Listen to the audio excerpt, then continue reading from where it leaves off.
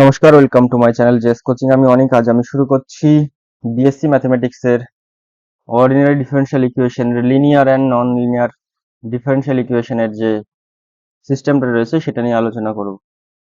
An ordinary differential equation linear in the variable y, the following three conditions if it satisfy condition আছে সেটা হচ্ছে এটা, or should not exceeded by 1 মানে হচ্ছে y এর সর্বোচ্চ পাওয়ার কখনো একের বেশি হতে পারবে না। y must be in a linear form. Y must be in a linear form. আচ্ছা, তারপরে যেটা আছে সেটা হচ্ছে সেকেন্ড কন্ডিশনটা কি আছে?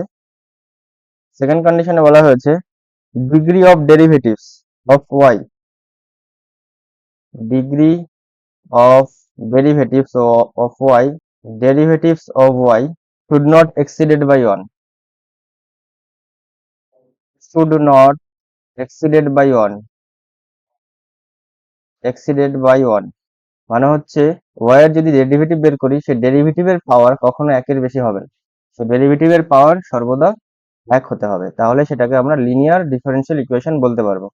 আরো একটা কন্ডিশন আছে, সেটা হচ্ছে there should be no terms present in there be no terms or product of y and its derivative or product of y বলেছি দেখো যে degree of y should not exceeded by 1 মানে y এর সর্বোচ্চ power সর্বদা এক হবে। Degree of derivatives of y মানে y এর ডেরিভেটিভ করার পর তার যে পাওয়ার মানে তার যে ডিগ্রি সেটা একের বেশি হবে না। অথবা there should be no terms presents in differential equation as product of derivatives or product of y and its derivatives মানে ডেরিভেটিভস এর সঙ্গে অন্য কোনো টার্মস প্রোডাক্ট আকারে থাকতে পারবে না, তাহলে সেটাকে আমরা লিনিয়ার ডিফারেনশিয়াল ইকুয়েশন বলতে পারবো না। এই কারণে এই তিনখানা কন্ডিশন যদি স্যাটিসফাই হয়, এই তিনখানা কন্ডিশন যদি স্যাটিসফাই হয় তাহলে সেটাকে বলা হবে লিনিয়ার ডিফারেনশিয়াল ইকুয়েশন।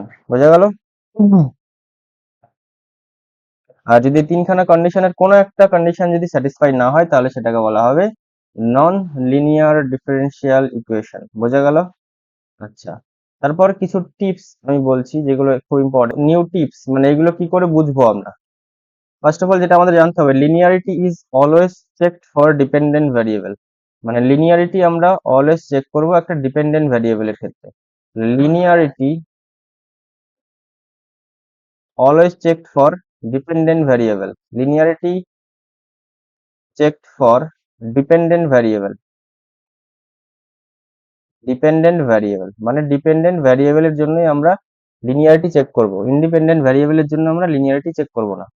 আর দুই নম্বরে কি বলা হচ্ছে, দুই নম্বরে বলা হচ্ছে linearity is always check for, আচ্ছা বললাম ওইটা, linearity of ordinary differential equation has nothing to do with order of derivative, derivatives এর সঙ্গে আমরা কিছু করতে পারবো না সেটা বলা হচ্ছে।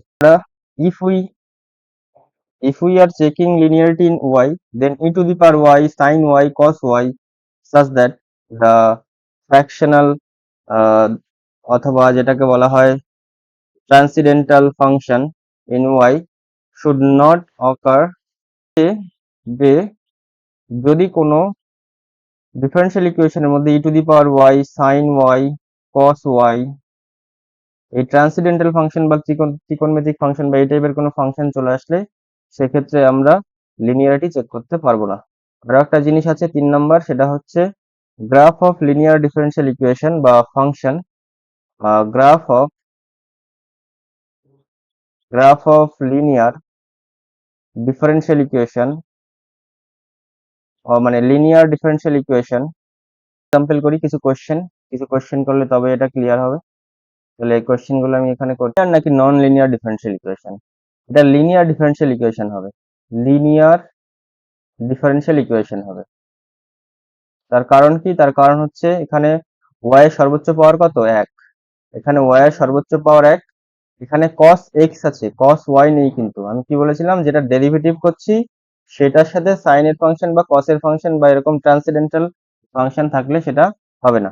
আর এই ডেরিভেটিভ সর্বোচ্চ যে ডেরিভেটিভ, এই যে ডেরিভেটিভটা আছে, এই ডেরিভেটিভটার পাওয়ার হচ্ছে 1, মানে ডিগ্রি কত 1।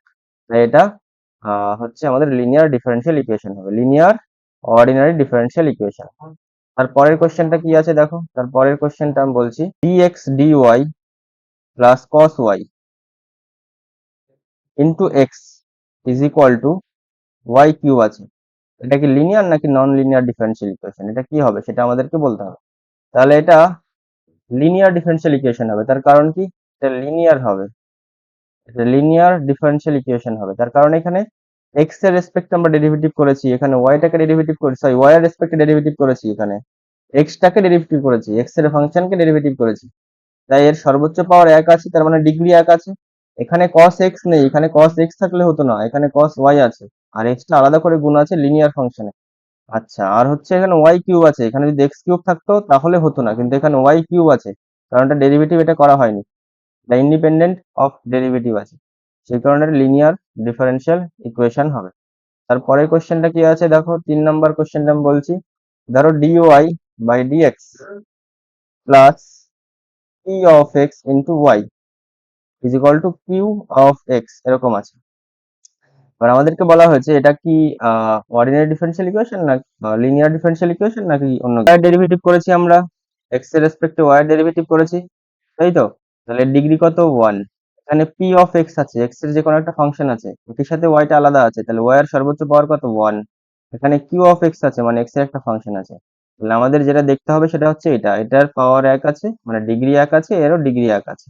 এখানে cos y নেই, sin y নেই, বা ট্রান্সেন্ডেন্টাল ফাংশন নেই, তাই এটাকে আমরা বলতে পারি linear differential equation, linear ordinary differential equation in the variable y, তাই তো, in the variable y, in the variable y।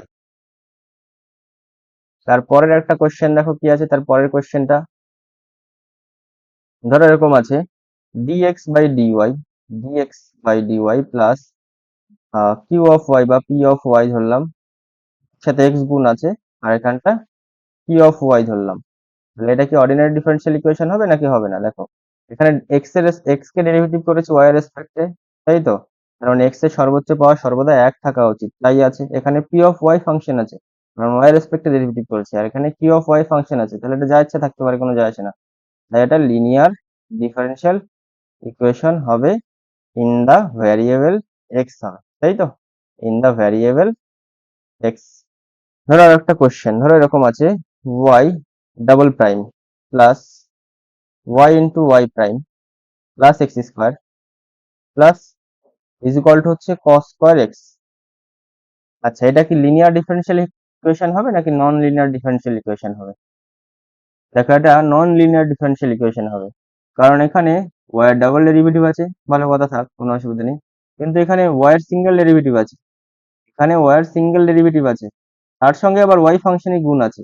তাহলে আমি কি বলেছিলাম, এরকম যদি থাকে যে কোনো ডেরিভেটিভের সঙ্গে যেটাকে ডেরিভেটিভ করা আছে সেটা যদি গুণাকারে থাকে, তাহলে সেটা নন লিনিয়ার ডিফারেনশিয়াল ইকুয়েশন হয়ে যাবে। তাই এটা হয়ে যাবে non linear ordinary differential equation, বোঝা গেল। তারপরে ধরো আর একটা কোয়েশ্চেন করি, আরো কিছু কোয়েশ্চেন করি, ইম্পর্টেন্ট কোয়েশ্চেন যেগুলো আসতে পারে আমাদের। তারপরে ফার্স্ট ধরো এরকম আছে একটা, y double prime plus sign y আছে, সাইন y আছে ইজ ইকুয়াল টু আছে x। এটা কি লিনিয়ার ডিফারেনশিয়াল ইকুয়েশন হবে, এটা লিনিয়ার ডিফারেনশিয়াল হবে না, কারণ হচ্ছে এখানে সাইন y রয়ে গেছে, এখানে তো y এর ডেরিভেটিভ করেছি, তার সঙ্গে সাইন y রয়ে গেছে, তাহলে এটা ট্রান্সেন্ডেন্টাল ফাংশন হয়ে গেল, তাই এই ক্ষেত্রে এটা নন লিনিয়ার ডিফারেনশিয়াল ইকুয়েশন হবে, অর্ডিনারি ডিফারেনশিয়াল ইকুয়েশন হবে। তারপরে 7 নম্বরে ধরো একটা কোশ্চেন করছি, ধরো দেওয়া আছে এরকম, y ডবল প্রাইম, মানে ডবল ডেরিভেটিভ করা হচ্ছে, আর y into y prime is equal two x আছে, তাহলে এটাও কিন্তু নন লিনিয়ার ডিফারেনশিয়াল ইকুয়েশন হবে। তার কারণ কি, এখানে y এর সাথে y প্রাইম গুণ আছে, y প্রাইমের সাথে y গুণ আছে, ডেরিভেটিভের সাথে ওই ফাংশনই গুণ আছে, তাই এটা non linear ordinary differential equation. আচ্ছা, বোঝা গেল আশা করি। তারপর ধরো আরেকটা কোশ্চেন করি,